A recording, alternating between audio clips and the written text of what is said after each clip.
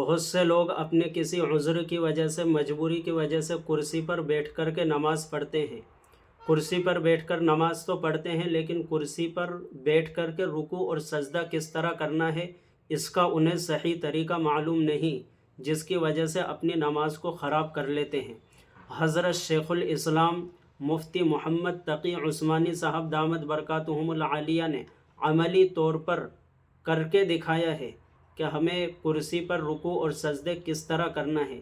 دیکھیے حضرت شیخ الاسلام دامت برکاتہم العالیہ کی اس ویڈیو کو، اور آگے بھی اس کو شیئر کیجیے تاکہ سب جان لیں کہ کرسی پر بیٹھ کر رکوع اور سجدہ کس طرح کریں۔ جب کرسی پہ نماز پڑھ رہے ہوں تو رکوع کرنے کا طریقہ،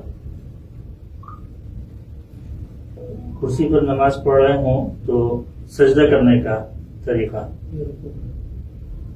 یہ سجدہ ہے۔